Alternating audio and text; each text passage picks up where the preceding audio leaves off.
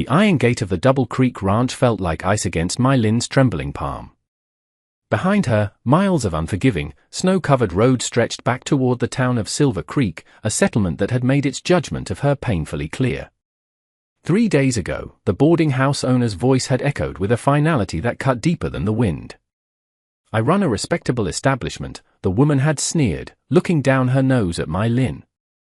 "I don't want your kind taking up space here. Find somewhere else." My Lin had tried everywhere else. The laundry, the saloon, even the livery stables.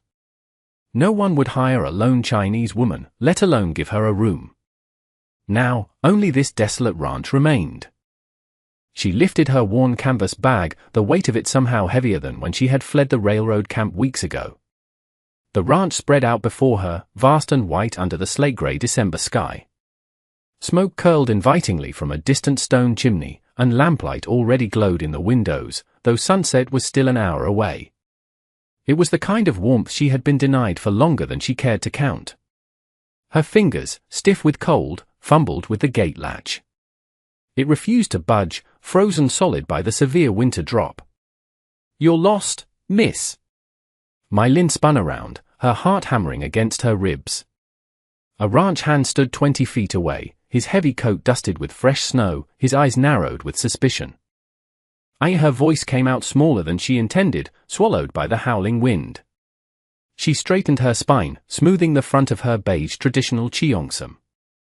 The silk was stained at the hem and far too thin for this weather, but it was the only piece of her heritage she had left. "I heard you have a calf in trouble. I can nurse animals. I have done it before." The man scoffed, spitting tobacco into the snow.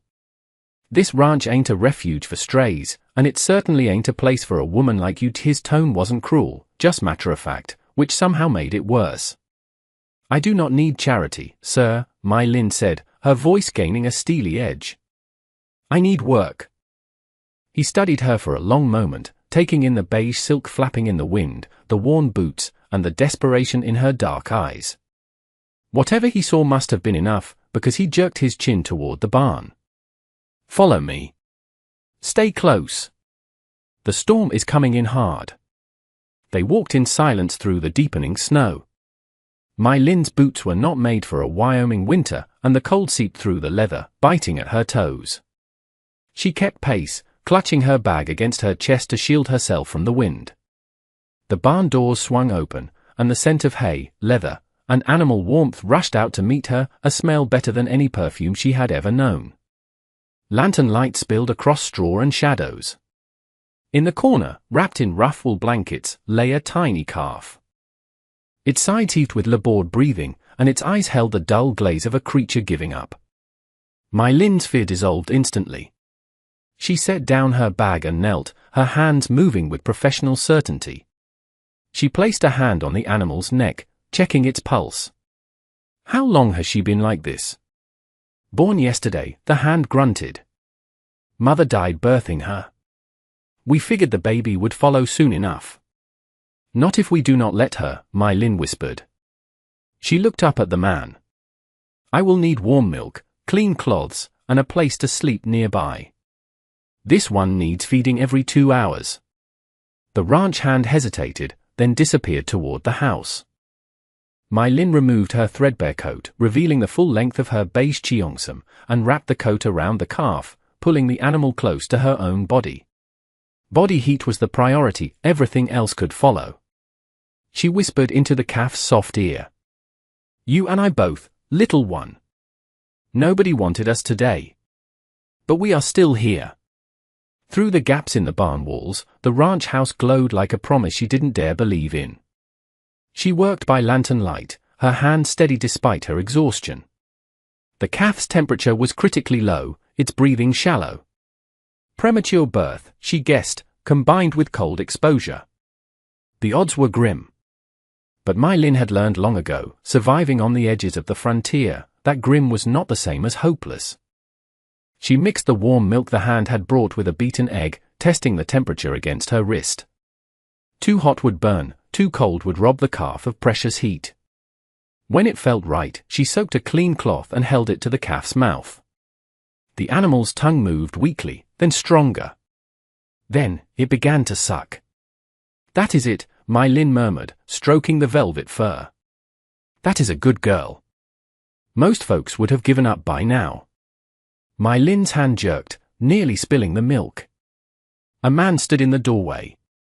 He was tall, weathered, perhaps in his early 40s. His shearling coat hung open despite the cold, and his eyes held the careful neutrality of someone who had learned not to hope too quickly. "Mr. Mercer?" My Lin tried to stand, but he waved her down. "Keep working." "I am just watching." He moved closer, the lamplight catching the silver threading through his dark hair. "Bo said you offered to help." "I have nursed premature livestock before," she said, returning her attention to the calf. It was easier than meeting his intense gaze. "My father kept animals. I learned to heal them. This one's strong enough to want to live." "That counts for something." Grant Mercer crouched beside her. His presence was solid, unhurried. "What does she need?" "Constant warmth. Feeding every 2 hours around the clock for the first 3 days. After that, every 3 hours for a week." My Lin kept her voice level, hiding her intimidation. "And someone who will not give up on her. And that someone is you. If you will allow it, sir." He was quiet for so long My Lin thought she had overstepped. Then he stood, the straw rustling beneath his boots. "Tack room is through that door. There is a cot and a stove. You can stay there tonight. We will see about tomorrow." It wasn't a yes, but it wasn't a no. "This one won't make it," he said quietly, almost to himself, looking at the calf. My Lin looked up then, meeting his eyes directly. "Not if we decide that before we try." Something shifted in his expression, not quite a smile, but a softening of the hard lines around his mouth. He nodded once and left. My Lin arranged the blankets around the calf, then settled into the straw beside it. Her beige cheongsam was wrinkled and stained with mud, but she didn't care. Through the barn slats, the ranch house windows glowed gold against the blue evening.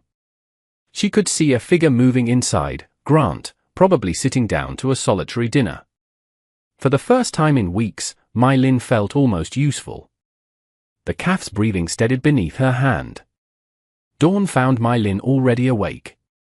She had barely slept. Every 2 hours she had risen to warm more milk, to check the calf's temperature, to whisper encouragement into the darkness. Now, morning light filtered through gaps in the barn walls, turning dust motes into floating gold. The calf lifted its head when My Lin approached. A small movement, but more than yesterday. "Good morning," My Lin whispered. She prepared the feeding with practiced efficiency. "Look at you, getting stronger." The barn door creaked open. Grant entered carrying a tray, coffee, biscuits, and eggs. He set it on a hay bale near My Lin without comment. "Thank you." She accepted the coffee gratefully, wrapping her cold hands around the mug. "You did not have to. You have been up all night with my calf. Least I can do is make sure you eat." He lingered, leaning against a support beam, watching her coax the animal to take more milk. His silence wasn't uncomfortable, just observant. Finally, he spoke. "You said you have done this before." "Where?" "My father worked on the railroad supply lines," My Lin said, keeping her eyes on the calf. "We traveled a lot. I helped with the pack animals. Difficult births, sickness. I seemed to have a knack for it." "What happened to him?" "The fever took him last winter," she said softly. The camp moved on. They had no use for a single woman without family. Grant's jaw tightened. "Fools." My Lin had no response to that. She had heard pity before, plenty of times. But the quiet anger in Grant's voice was something different. It felt like defense. The next 3 days fell into a rhythm. My Lin rarely left the barn except to fetch water or use the outhouse. Grant brought meals, simple but warm, always more than she could finish.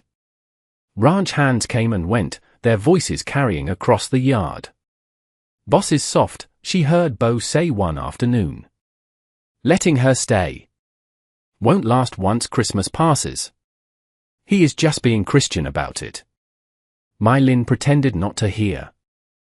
She focused on the calf, who grew stronger with each passing day. By the third morning, the little creature stood on shaky legs, bleating for breakfast. There you are, My Lin laughed, tears pricking her eyes. There is my fighter. Grant appeared at dusk on the third day, December 23rd, Christmas Eve was tomorrow. You don't sleep much, he observed, leaning against the stall door. Neither does Worry, sir. He smiled then, the first real smile she had seen from him. It transformed his face, erasing years of loneliness. Suppose you will want to head to town tomorrow for Christmas services. My Lin's hand stilled on the calf's back. Town. Where the landlady had turned her out. Where shopkeepers looked through her like she wasn't there. Where children pointed at her eyes and her dress. Her silence answered for her? Grant studied her with those careful eyes. Something shifted in his expression. A decision being made. Well then, he said, his voice rough. Reckon you will be here for Christmas. He left before she could respond. My Lin returned to brushing the calf, but her hands trembled. She told herself it was just exhaustion. But deep in her chest, something dangerously close to hope had begun to bloom. Grant Mercer stood at his kitchen window, watching My Lin cross the yard through the morning mist. She moved with purpose despite her obvious exhaustion, the beige silk of her cheongsam fluttering beneath her open coat. Even from here, he could see her lips moving, talking to the animal. She probably did that constantly, her voice a low murmur of encouragement and affection. It had been 5 years since this house had heard a woman's voice. 5 years since Catherine died, leaving him with a silence so profound it had become its own presence. He had thought he preferred it that way, simpler, safer. Then My Lin appeared at his gate with her carpet bag and desperate eyes, asking only for a chance to be useful. And somehow, in 3 days, she had reminded him what life sounded like when someone cared about something other than mere survival. The proper thing would be inviting her to Christmas dinner. But what would that mean? What would people say? The ranch hands already gossiped. If word reached town. Grant turned from the window, his jaw set. Since when did he care about town gossip? He grabbed his coat and headed for the barn. My Lin was singing when he entered, a traditional melody in her own language, the notes haunting and beautiful in the vast empty space. She sat in the straw, the calf dozing in her lap. Grant stopped in the doorway, unwilling to break the moment. Then she glanced up and saw him. The song died, and pink flooded her cheeks. I did not mean to disturb you, he said quickly. That was nice. My Lin gently moved the calf aside and stood, brushing straw from her skirt. Did you need something, Mr. Mercer? He had rehearsed this in the kitchen, but now the words tangled on his tongue. It is Christmas Eve. I thought. If you would be willing.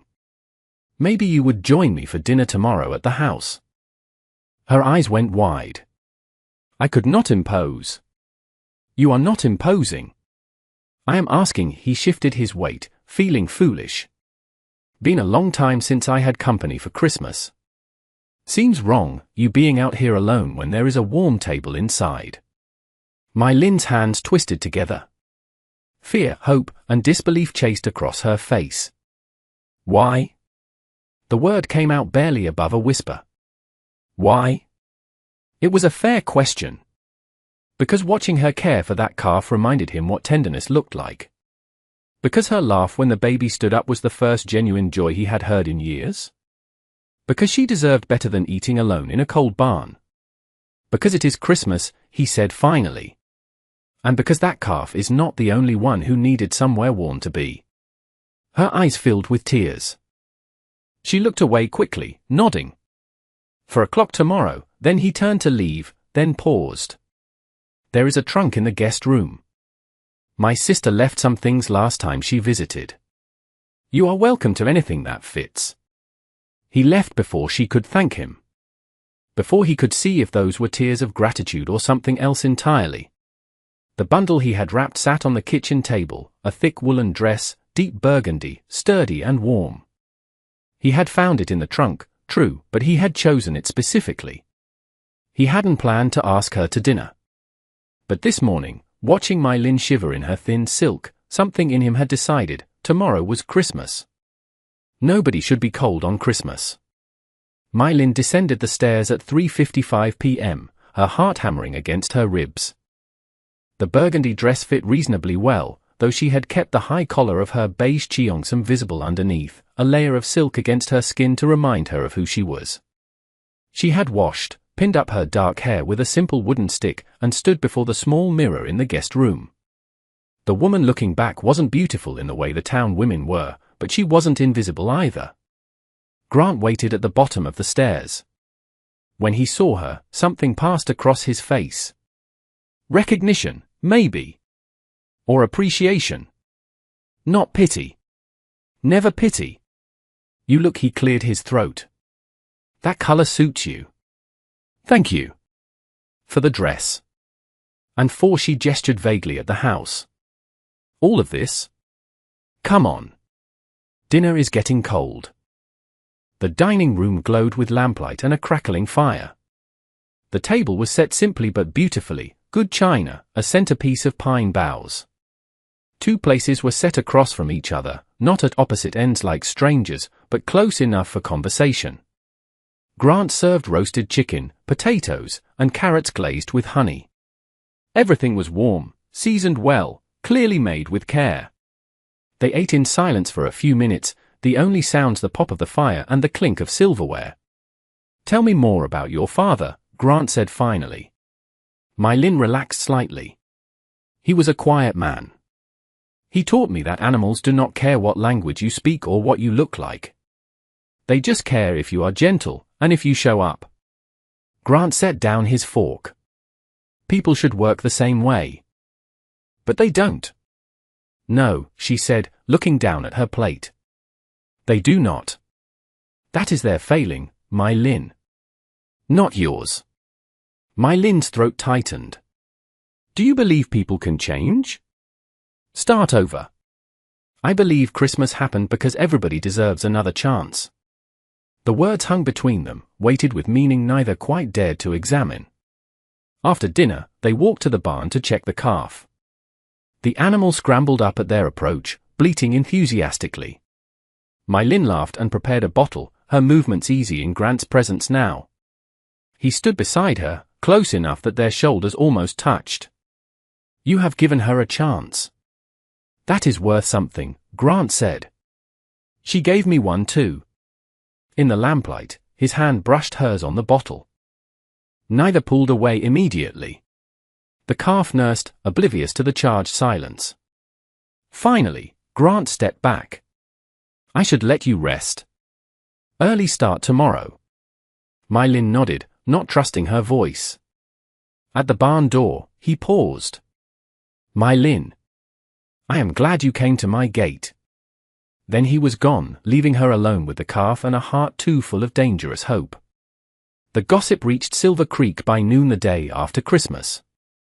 Bo, the ranch hand, mentioned it while picking up supplies at the general store. Just a casual comment, Boss had that Chinese woman at his table Christmas night. Mrs. Higgins, the store owner's wife, perked up immediately. Oh? The drifter who came through last week. That's the one. Boss is treating her like a guest.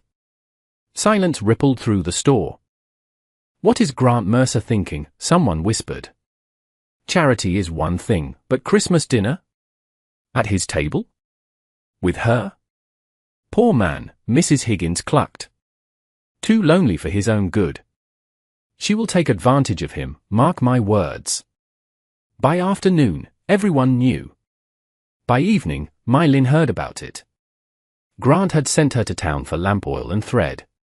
She had been nervous, but determined she couldn't hide on the ranch forever.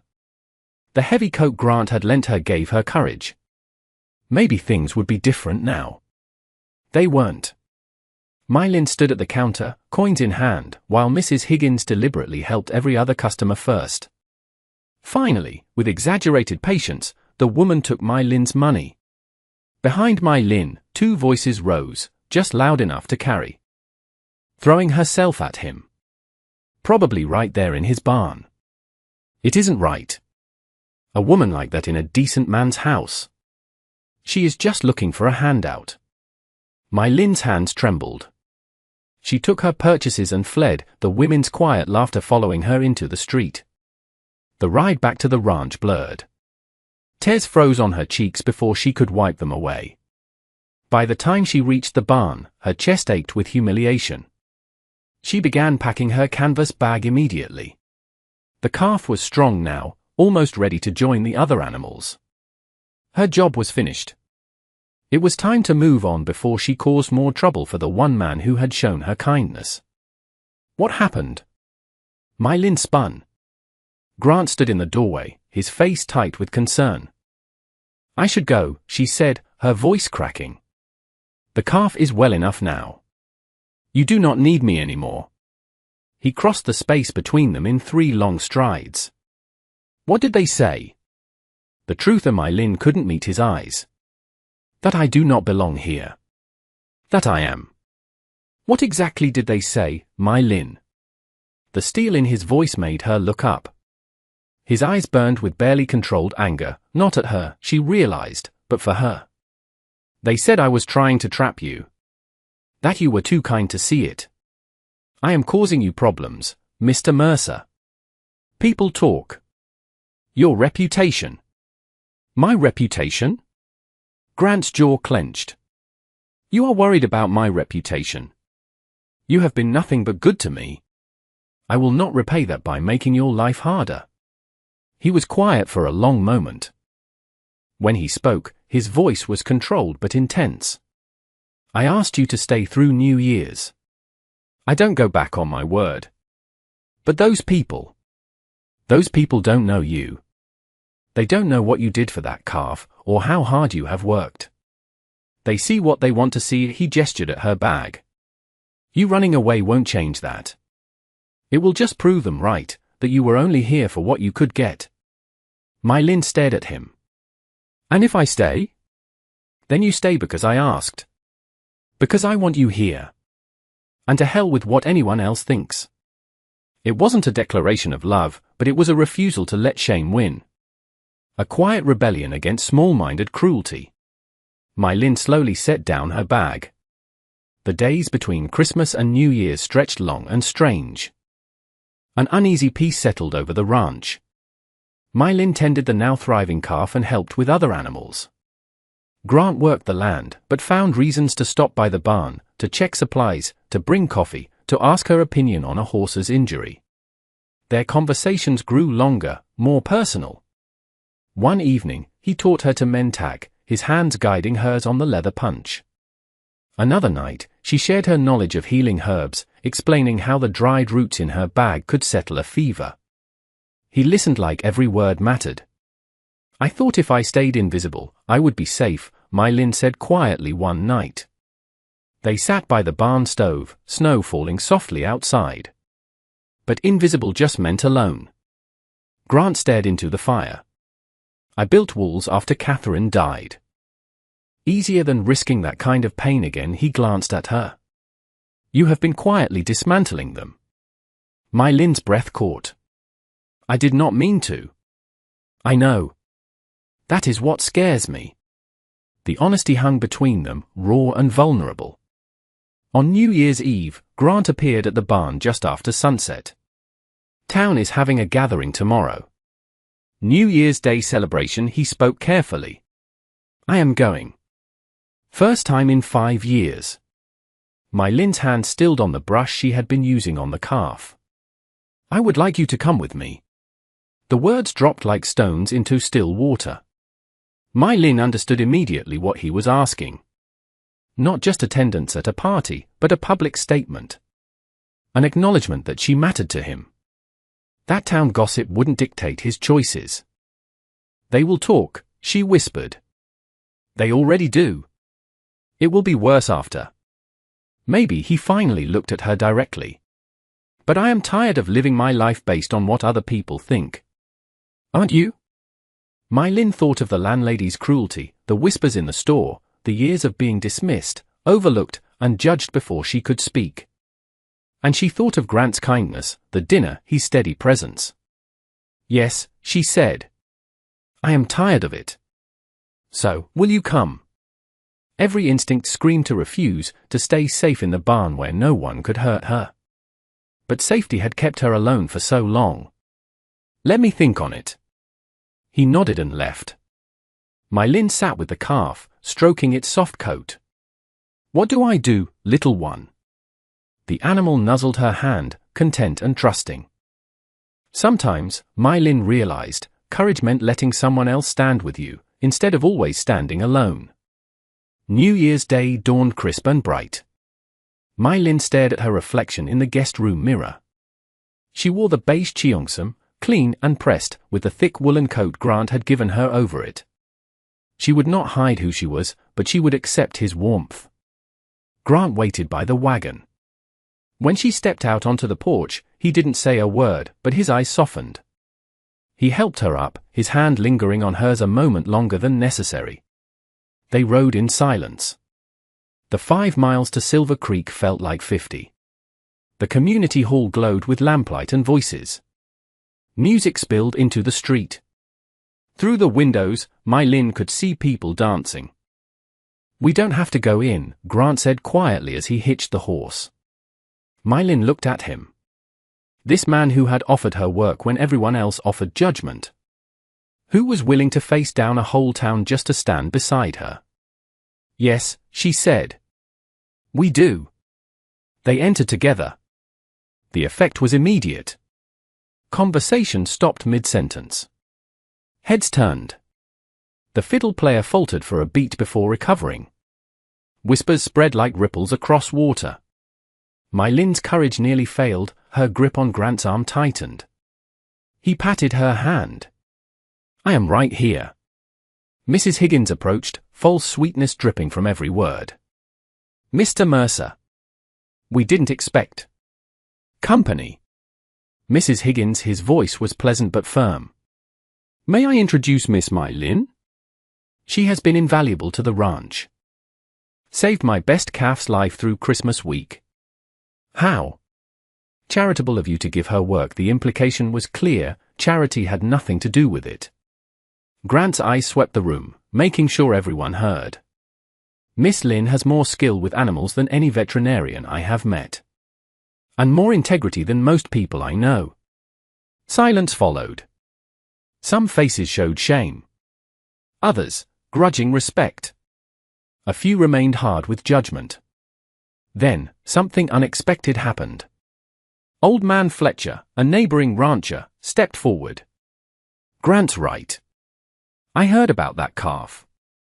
My foreman said it was near dead. If she brought it back, that is genuine skill." He nodded to My Lin. Slowly, carefully, the ice began to crack. Not everyone softened. Mrs. Higgins remained coldly polite, and several families kept their distance. But enough people extended genuine greetings that My Lin could breathe again. Grant never left her side. When someone made a cutting remark just loud enough to hear, he responded calmly. Miss Lin saved a life through dedicated, skilled care. I would say that makes her worth 10 of anyone measuring people by their skin or their clothes. Later, outside under the cold stars, Grant walked her to the wagon. "You didn't have to do that," My Lin said softly. "Defend me like that." "Yes, I did." "For you." He paused. "And for me." My Lin looked up at him. In the moonlight, his face was all plains and shadows, but his eyes were gentle.